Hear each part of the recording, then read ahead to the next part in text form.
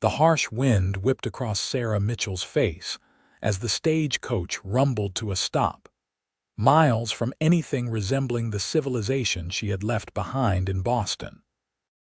The year was 1871, and at 22 years of age, she found herself alone in the Wyoming Territory with nothing but a single trunk of belongings and a letter promising marriage to a man she had never met. "End of the line for you, miss," the stagecoach driver announced, his weathered face expressionless as he helped her down.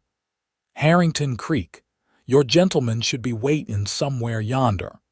Sarah smoothed her travel-worn blue dress, clutching the letter that had brought her across the country. The advertisement in the Boston newspaper had been specific. Successful rancher seeks educated, respectable wife. Comfortable living guaranteed. The subsequent correspondence with Mr. Isaac Porter had painted a picture of prosperity and refinement that had enticed her to leave behind her life as a seamstress with no family and few prospects.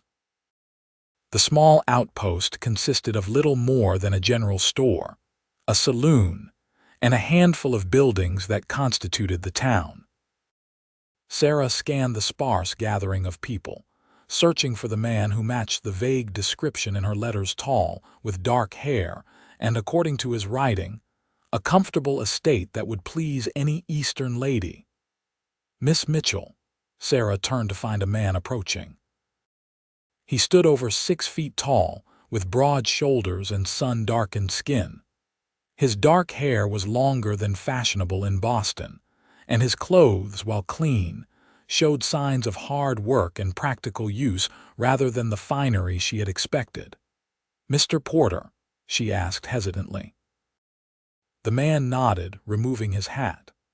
"Isaac Porter, madam. Welcome to Wyoming." His eyes, a startling blue against his tanned face, assessed her with an unreadable expression. Not knowing quite how to proceed, Sarah extended her gloved hand. "I'm pleased to finally meet you, sir." He shook it briefly, then gestured toward her trunk. "Is this all your belongings?" "Yes, I traveled as light as possible." Isaac nodded, lifting her trunk with ease. "My wagon's over here. We've got about an hour's ride to the ranch." As they walked, Sarah noticed his limp slight but unmistakable. He caught her looking and offered a brief explanation. "War injury. Doesn't slow me down much." The wagon was well-maintained but utilitarian, with none of the polished fittings she had imagined would belong to a prosperous rancher. Still, Sarah reminded herself that frontier living was different. Perhaps the elegance was reserved for the home. As they left town behind, Sarah attempted conversation. "Your letters spoke of your ranch. I'm eager to see it." Isaac's hands tightened on the reins. "It's not what you might be expecting, Miss Mitchell." "How so?" He hesitated. "It's honest living, hard work, but it's mine." The prairie stretched endlessly around them, beautiful in its wild vastness. Different from anything Sarah had known in Massachusetts, but breathtaking in its own right. Occasionally, Isaac would point out landmarks or name distant mountains, but mostly they rode in silence. When they crested a small rise, Isaac slowed the wagon. "There it is, Porter Ranch." Sarah leaned forward, expecting to see the sprawling estate his letters had implied. Instead, nestled against a backdrop of pine trees stood a modest log cabin. A small barn and corral sat nearby, containing a few horses. A vegetable garden stretched to one side, and a creek wound its way past the property. There were no neighboring houses in sight. Where is the rest of it?" Sarah asked, trying to keep disappointment from her voice. Isaac's face was stoic. "This is it, Miss Mitchell, my whole kingdom." The wagon rolled to a stop before the cabin, and Sarah fought to maintain her composure. The structure was well built but simple, a far cry from the comfortable estate she had been promised. Isaac helped her down from the wagon, then stood awkwardly before her. "I know it's not what you expected, my letters. Well, I may have embellished some." Wanted to sound impressive enough for a Boston lady to consider. Sarah felt anger rise within her. "You misrepresented yourself, sir. This is not what was promised." Isaac nodded, his expression somber. "I did, and if you want to go back to town, I'll take you. But I want you to know this place may be small, but it's yours if you want it. Everything I wrote about wanting a wife, a partner that was honest." Something in his direct gaze made Sarah pause. "Show me inside, at least," she said finally. The cabin's interior was surprisingly clean and orderly. A stone fireplace dominated one wall, with a cooking area beside it. A handmade table and chairs occupied the center, while a curtained area presumably contained a bed. Shelves held a modest collection of books, more than Sarah would have expected. "I built it myself," Isaac said quietly. "Added on twice. Was hoping to add a proper bedroom before you arrived, but the spring cattle drive took longer than expected." Sarah moved to the small window, looking out at the wild beauty surrounding the cabin. "You said in your letters that you had farm hands and a housekeeper." Isaac's cheeks colored slightly. "I hire hands during roundup and branding. Rest of the time, it's just me." The deception stung, but Sarah found herself curious about this man who had gone to such lengths to bring her here.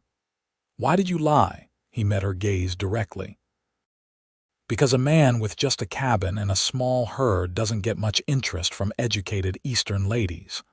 I figured once you got here, you might see the potential. The land is good. The herd is growing.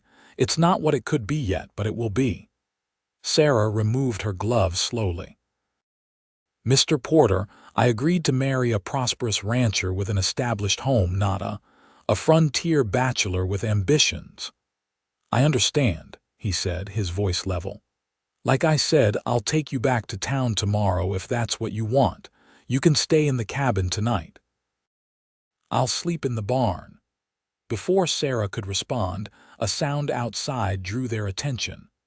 Isaac moved to the window, then quickly to a rifle mounted above the door. "Stay inside," he instructed, his tone suddenly authoritative. Sarah watched through the window as 3 riders approached. Isaac stood on the porch, rifle held casually but ready. "Porter," one of the riders called, "thought we might find you home today." "Mercer," Isaac acknowledged coldly. "What brings you to my property?" The man named Mercer, a heavy-set individual with a thick mustache, smiled unpleasantly. "Just being neighborly. Heard you were expecting company. A mail-order bride, they say in town." "My personal affairs aren't your concern," Isaac replied. Mercer's smile widened. "Everything in this valley is my concern. You know my offer for this land still stands. Especially now that Sanderson sold out to me. And my answer remains the same. Not interested." Sarah watched the tension between the men, noticing how the other riders kept their hands near their holstered guns. Mercer leaned forward in his saddle. "You're stubborn, Porter. War hero or not, you can't hold out forever. This valley will be Mercer land, all of it." His eyes shifted to the window where Sarah stood. "Shame to bring a lady out to such primitive conditions. My house has 6 bedrooms and a proper parlor. Get off my land, Mercer." The standoff continued for another moment before Mercer straightened. "We'll be talking again soon, Porter. Count on it." With a nod to his companions, he turned his horse and they rode away. Isaac watched until they disappeared from sight before lowering his rifle and returning inside. "Who were those men?" Sarah asked. "Emmett Mercer. Owns the biggest spread in the county and wants mine to complete his holdings." Isaac hung the rifle back in its place. "He's been trying to buy me out since I settled here 3 years ago." "Is he dangerous?" Isaac considered before answering. "He plays by his own rules. Uses intimidation when money doesn't work, but he's careful about crossing certain lines." Sarah sank into a chair, suddenly overwhelmed by the day's revelations. "This is not at all what I expected when I boarded that train in Boston." Isaac remained standing, watching her with those intense blue eyes. I imagine not. I'll make up a bed for you, then leave you in peace. As he moved about the cabin, gathering blankets and preparing a sleeping area behind the curtained partition, Sarah found herself studying him. Despite his deception, there was something compelling about his quiet efficiency and the evident care he took in making her comfortable. "The coffee's fresh," he said, nodding toward the pot on the stove. "There's bread and preserves if you're hungry. I'll be in the barn if you need anything." Before he could leave, Sarah spoke up. "Mr. Porter, why did you really send for a bride? The truth this time." He paused at the door, considering his answer. "Because a man shouldn't just exist out here, he should live, build something worth passing on." He gestured to the small cabin. "It's not much yet, but I wanted someone to share it with, someone who might see what it could become." With that, he left her alone with her thoughts. Sleep eluded Sarah that night as she lay in Isaac's bed, listening to the unfamiliar sounds of the wilderness. The wind whispered through the pine trees, and somewhere in the distance, a coyote called to the moon. Everything about this place was alien to her: the vast emptiness, the rugged simplicity, the raw honesty of the man who had brought her here under false pretenses. By morning, Sarah had made her decision. When Isaac knocked gently on the door, she was already dressed and waiting. "Morning," he said cautiously. "I've got breakfast if you're hungry, then we can head to town." "I'll have breakfast," Sarah replied, "but I'm not certain about town just yet." Hope flickered briefly in his eyes before he masked it. "As you wish." Over a simple meal of eggs and coffee, Sarah studied the man across from her. In daylight, she could see the fine lines around his eyes, evidence of squinting against the sun rather than age, for he couldn't be much past 30. His hands were strong and calloused, yet he handled his utensils with unexpected delicacy. "Tell me about your war service," she requested. Isaac looked up in surprise. "Not much to tell. Joined the Union Army in '61. Fought until '64 when I took a bullet at Cold Harbor. Spent 6 months in a hospital, then got my discharge. And then you came west," he nodded. "Worked on ranches in Colorado for a spell, saved enough to file a homestead claim here 3 years ago." "Why here? It seems very isolated." A small smile touched his lips. "That's exactly why. After the war, I'd had enough of crowds and noise. Wanted open space, peace." He glanced out the window. "First time I saw this valley, I knew this was where I belonged." Sarah followed his gaze. In the morning light, the landscape had transformed. The rugged mountains in the distance were painted gold and pink with sunrise, and the vast expanse of grassland swayed gently in the breeze. "It is beautiful," she admitted. "Beauty's easy to find here," Isaac said. "Comfort's what's harder to come by." After breakfast, Isaac took her on a tour of his property. The barn, though small, was clean and well organized. 5 horses occupied the corral, and a small herd of cattle grazed in a distant pasture. "I started with 10 head," he explained. "Up to 40 now, with 6 new calves this spring. Another few years, I'll have a proper herd." The garden impressed Sarah most. Neat rows of vegetables thrived in the rich soil, and a small orchard of young fruit trees promised future harvests. "My mother taught me gardening," Isaac said when she commented on it. "Said a man who can't grow his own food has no business living off the land." By midday, Sarah had seen enough to make her choice. Standing by the creek that provided the ranch with fresh water, she turned to Isaac. "I'll stay," she said simply. "For a month. If at the end of that time I find this life intolerable, you'll take me back to town and pay for my passage east." Relief washed over his features. "That's fair. And we won't marry until that month is up, if we marry at all.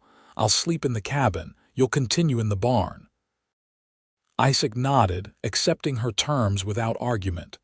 "One more thing," Sarah added. No more lies, not about anything. You have my word, he promised, extending his hand to seal their agreement. The first week was the hardest. Used to city conveniences, Sarah struggled with the physical demands of frontier life. Hauling water from the creek, cooking on the wood stove, washing clothes by hand, each task left her exhausted. Isaac kept his distance, respecting their arrangement while providing patient instruction when needed. Each morning he would leave after breakfast to tend his cattle or work the land, returning at midday to check on her before heading out again until supper. One evening, as they ate in companionable silence, Sarah finally asked the question that had been bothering her. "Your letters mentioned family wealth in Pennsylvania. Was that a fabrication as well?" Isaac set down his fork. "Half-truth. My family had a good farm near Lancaster, not wealthy but comfortable. Lost it all after my father died and my brother gambled away the mortgage payments.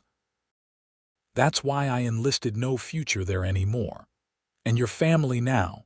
Mother passed while I was at war. Brother disappeared to California. Got no one else." The simple statement of his solitude touched something in Sarah. She too had known the pain of being alone in the world after losing her parents to influenza 3 years prior. "I understand loneliness," she offered. "It's partly why I answered your advertisement." Isaac studied her face in the lamplight. "What was your life in Boston?" "I worked as a seamstress in a dress shop, lived in a boarding house with 5 other women. After my parents died, there seemed little point in staying but nowhere else to go." "Until now," he said softly. Sarah nodded. "Until now." By the second week, Sarah had established a routine. Rising early, she would have coffee waiting when Isaac came in from his dawn check of the livestock. Together, they would eat breakfast before parting for their respective tasks. Sarah focused on making the cabin more habitable, sewing curtains from spare fabric and rearranging furniture to create a sense of separate spaces. One morning, Isaac returned from town with unexpected packages. "Mail came," he explained, setting several parcels on the table. "Ordered these a while back. Thought they might arrive after you did." Curious, Sarah unwrapped the first to find a set of china teacups, delicate and feminine amid the cabin's utilitarian wares. The second package contained books, poetry by Tennyson, a novel by Charlotte Bronte, and a volume on Western plant identification. "You ordered these for me. Before I arrived." Isaac's ears reddened slightly. "Wanted you to have some familiar comforts. Figured a Boston lady would appreciate fine china and good books." The thoughtfulness of the gesture moved Sarah deeply. This man who had deceived her about his wealth had nonetheless tried to anticipate what might bring her joy. "Thank you," she said simply. "They're perfect." The third week brought challenges. A late spring storm descended on the valley, bringing driving rain and fierce winds that howled around the cabin. During the worst of it, the roof began to leak, sending water dripping onto the table. Isaac immediately climbed into the rafters, working to patch the hole while Sarah held the lantern. Their proximity in the confined space made her acutely aware of him in a way she hadn't been before: the lean strength of his body, the concentration in his eyes, the capable movements of his hands. When the leak was fixed, they sat before the fire drying out.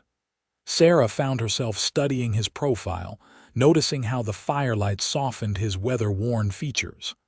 "Tell me about your dreams for this place," she requested. Isaac glanced at her, surprise evident. "You really want to know?" "I do." He leaned forward, elbows on knees. "I want to build a proper house, 2 stories with glass windows and a real kitchen. Expand the herd to at least 100 head. Add sheep, maybe. Dig irrigation ditches from the creek to water more crops." His voice grew animated as he continued, describing orchards and perhaps a small mill on the creek. "You've thought it all through," Sarah observed. Had plenty of solitary nights to plan, he replied with a self-deprecating smile. Just been lacking the means to make it happen faster. And someone to share it with. His eyes met hers, serious now. That most of all. The storm raged for 3 days, keeping them confined to the cabin. They passed the time with Isaac teaching Sarah to play checkers, sharing stories of their childhoods, and reading aloud from the books he had given her. In those close quarters, something shifted between them, a comfort, a familiarity that hadn't existed before. On the 4th morning, Sarah awoke to sunshine streaming through the window. Outside, the world looked washed clean, vibrant with new growth. She stepped onto the porch to find Isaac already at work repairing storm damage to the corral. Watching him from a distance, Sarah realized how much stronger she had become in just 3 weeks. Her hands, once soft and pale, now showed evidence of work. Her body, previously corseted into fashionable restriction, moved more freely in the practical dresses she had adapted for ranch life. More significantly, she had begun to see the land through Isaac's eyes, not as wild emptiness, but as home, filled with promise and possibility. That evening, as they finished supper, Sarah broached the subject they had both been avoiding. The month is nearly up. Isaac nodded, his expression carefully neutral. I know. I should tell you my decision. He set down his coffee cup, preparing himself. I'm listening. Sarah folded her hands on the table. When I came here, I felt deceived and disappointed. I expected luxury and found simplicity. Expected ease and found hard work. She paused, gathering her thoughts. But I've also found something unexpected. What's that? He asked quietly. Purpose. And perhaps a place where I truly belong. Hope kindled in his eyes, but he remained guarded. Are you saying you'll stay? I'm saying I'll marry you, Isaac Porter, not because of what you have, but because of who you are. The transformation of his expression was like sunrise breaking across the mountain, slow at first, then blazing with light. He reached across the table, taking her hand in his. I promise you won't regret it, Sarah. Everything I am, everything I have, it's yours. Sarah smiled, remembering his words from that first day. It's small, but it's mine. Ours now, he corrected, and we'll build it together. They were married the following Sunday by the circuit preacher who happened to be passing through Harrington Creek. The ceremony was simple, witnessed only by the general store owner and his wife, who had taken a liking to Sarah during her visits to town. That night, returning to the cabin as husband and wife, Isaac lifted Sarah into his arms to carry her across the threshold. Welcome home, Mrs. Porter, he said softly, setting her down in what was now truly their home. The awkwardness of new marriage soon gave way to deeper intimacy. Sarah discovered in Isaac a gentle tenderness that belied his rugged exterior, while he found in her a strength and adaptability he had scarcely dared hope for. By midsummer, they had fallen into an efficient partnership. Isaac taught Sarah to ride, and she often accompanied him to check on the cattle. In return, she expanded the garden and began preserving food for the winter ahead. Their first significant test came in August, when Mercer returned. Sarah was alone in the cabin, kneading bread dough when hoofbeats announced visitors. Looking out, she recognized Mercer and 4 other men. Her heart pounding, Sarah reached for Isaac's rifle, then thought better of it. Instead, she smoothed her apron and stepped onto the porch. Mr. Mercer, she greeted calmly. My husband isn't home at present. Mercer removed his hat, affecting politeness. Mrs. Porter, a pleasure to finally make your acquaintance properly. May I congratulate you on your marriage? Thank you. Is there something I can help you with? Mercer dismounted, approaching the porch steps. Just a friendly visit. I understand you're from Boston originally. This must be quite an adjustment for you. "I've found it refreshing, actually," Sarah replied, remaining on the porch above him. "There's an honesty to life here that's quite appealing." "Indeed." Mercer glanced around the modest property. "Still, a lady such as yourself deserves certain comforts. My offer to purchase this land stands. With what I'd pay, you and Porter could establish yourselves quite comfortably elsewhere. Perhaps closer to town where you might enjoy more civilization." Sarah's spine stiffened. "Mr. Mercer, my husband has already declined your offer, and I support his decision completely. This is our home." Mercer's pleasant facade slipped slightly. "Mrs.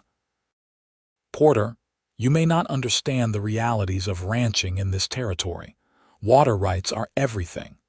With my recent acquisition of the Sanderson property, I now control the headwaters of the creek that runs through your land." The threat was clear, but Sarah refused to be intimidated. "Are you suggesting you would dam the creek that feeds multiple properties, Mr. Mercer? I wonder what the territorial courts would make of that."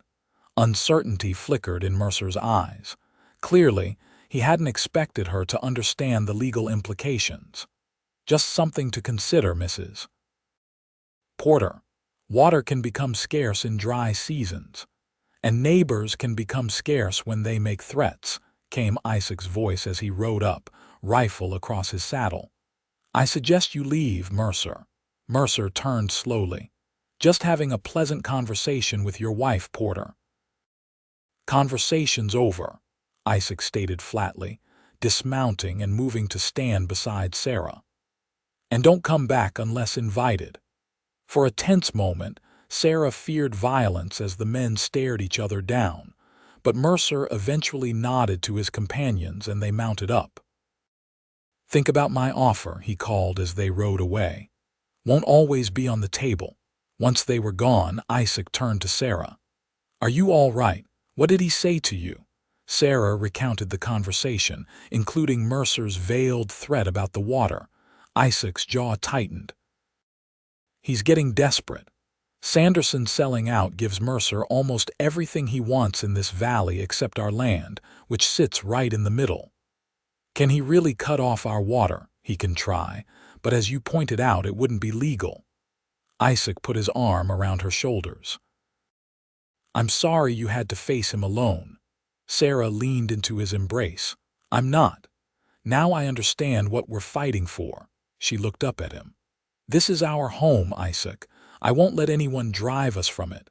The pride in his eyes warmed her more than any declaration of love could have. That night, as they lay together in the darkness, Isaac whispered, "You know, when I sent for a mail-order bride, I never expected to get a partner with your kind of spirit." Sarah traced the outline of his face with her fingertips. "And I never expected to find a man worth building a life with in the wilderness." His lips found hers in the darkness. "I love you, Sarah Porter." It was the first time he had said the words directly, though she had felt his love in countless actions over the weeks. "I love you too," she replied, the words coming easily now that they had been spoken. Autumn brought with it new changes. The cabin received a new roof and a proper bedroom addition that Isaac had promised months before. Sarah contributed by sewing new curtains and a colorful quilt for their bed. Their relationship deepened as they prepared for their first winter together. Isaac marveled at Sarah's growing capabilities, how she could now ride for hours without complaint, preserve food with skill, and even help with minor veterinary issues among the livestock. Sarah, meanwhile, discovered unexpected joy in the rhythms of ranch life. The satisfaction of harvesting vegetables she had tended, the peaceful moments watching sunset paint the mountains, the growing sense of accomplishment as their home improved bit by bit, all gave her a fulfillment she had never known in Boston. One crisp October evening, as they sat on the porch watching the sunset, Sarah shared news she had been keeping to herself until she was certain. "Isaac," she said softly, "I believe we'll need to add another room to the cabin by next summer." He looked at her quizzically. What for? Sarah took his hand and placed it gently on her stomach. For the baby. Isaac's expression transformed from confusion to wonder. A baby, you're sure? She nodded, smiling at his astonishment. Quite sure. In late spring, I think. In one fluid motion, Isaac lifted her from her chair into an embrace, spinning her around as his laugh echoed across the valley. A baby, he repeated in awe when he finally set her down. Our baby. The joy of expectant parenthood carried them through the preparations for winter. Isaac worked tirelessly to ensure they would be comfortable during the cold months, chopping extra firewood, reinforcing the barn, and making a final trip to town for supplies they might need. On that trip, he returned with unexpected news. Mercer's leaving, he announced as he unpacked provisions. Selling his ranch and moving to California. Sarah looked up in surprise from the shirt she was mending. What happened? Railroads coming through. Not here, but 50 miles north. Suddenly, our valley isn't so strategically important anymore. So we won't have to worry about him threatening our water. Isaac shook his head. Apparently not. And there's more. With him gone, I can expand our grazing land, maybe even buy the old Sanderson place if the price is right. The winter that followed was harsh but beautiful. Heavy snows blanketed the valley, transforming their modest ranch into a winter wonderland. Confined to the cabin for days at a time, Isaac and Sarah deepened their bond through long conversations, shared reading, and planning for both their growing family and expanding ranch. As Sarah's pregnancy progressed, Isaac's protectiveness grew. He insisted on handling the more strenuous chores, often returning from the barn to find Sarah nesting, sewing tiny clothes or rearranging furniture to make room for a cradle he was secretly building in the barn. In the evenings, they would sit before the fire, Isaac's hand resting on Sarah's growing belly, feeling their child move within her. What shall we name him? Isaac asked one night. Him? You're so certain it's a boy, he smiled. Just a feeling. And if it's a girl? Then she'll be as beautiful and strong as her mother. Sarah leaned against him, savoring his warmth. I was thinking of naming a boy after my father, James Porter. Isaac tested the name. It's a good, solid name. And for a girl, perhaps Elizabeth, after your mother. The suggestion clearly touched him. I'd like that very much. Spring arrived with a gradual thawing of the land and renewal of life across the valley. The cattle emerged from winter thin but healthy. New calves wobbled on uncertain legs, and the garden awaited planting. Sarah, now in her final month of pregnancy, supervised from the porch as Isaac prepared the soil. Her thoughts drifted to the previous spring when she had arrived with such different expectations. What are you smiling about? Isaac called, noticing her expression. Just thinking about how differently things turned out than I expected. He leaned on his shovel. Disappointed. Sarah shook her head. Grateful. I came looking for comfort and security. Instead, I found purpose and love. Isaac abandoned his work to join her on the porch, kneeling before her chair and taking her hands in his. When I sent that advertisement, I described the ranch I hoped to have someday, not what I actually had. I'm sorry for that deception. I'm not, Sarah replied, surprising them both. If you had told the complete truth, I might never have come. And then where would we be? Before he could answer, Sarah gasped, her hands flying to her abdomen. The baby, Isaac asked, instantly alert, I think. Yes. Another sharp contraction confirmed it. The baby is coming. The next 12 hours tested them both. With the nearest doctor 2 days' ride away, they had always known Sarah would deliver at home with only Isaac to help. He had prepared as best he could, reading medical texts and consulting the midwife in town. Now, as Sarah labored in their bed, Isaac proved himself as steady in this crisis as in all others. He kept her comfortable, encouraged her through each contraction, and maintained a calm demeanor that belied his inner terror. As dawn broke the following morning, Sarah gave a final push and their daughter entered the world with a healthy cry. "Elizabeth," Isaac whispered as he placed the swaddled infant in Sarah's arms. "She's perfect." Sarah looked down at their child's tiny fingers, a dusting of dark hair, eyes that already seemed to hold wisdom beyond her minutes of life. "Hello, Elizabeth," she murmured. "Welcome to your home." Isaac sat beside them on the bed, his arm around Sarah, his eyes never leaving their daughter's face. "Thank you," he said, his voice thick with emotion. "For what?" "For taking a chance on a man with nothing but a cabin and dreams." Sarah leaned against him, exhausted but profoundly content. "It turns out those dreams were exactly what I needed." Over the next few years, the Porter Ranch flourished along with their family. True to his word, Isaac gradually expanded their holdings, eventually purchasing the old Sanderson property when the railroad made land in their valley affordable again. The cabin grew too, with additions that transformed it into a proper house, still modest by Eastern standards but comfortable and welcoming. Glass windows replaced oiled paper, a second story added bedrooms for their growing family, and a wide porch wrapped around 3 sides, providing a place to watch sunsets over the mountains. Elizabeth was joined by a brother, James, 2 years later, and then by another sister, Mary, the following year. The children thrived in the freedom of ranch life, learning to ride almost before they could walk, helping in the garden as soon as they could tell vegetables from weeds. Sarah sometimes received letters from her former boarding house companions in Boston, their lives seemingly unchanged while hers had transformed completely.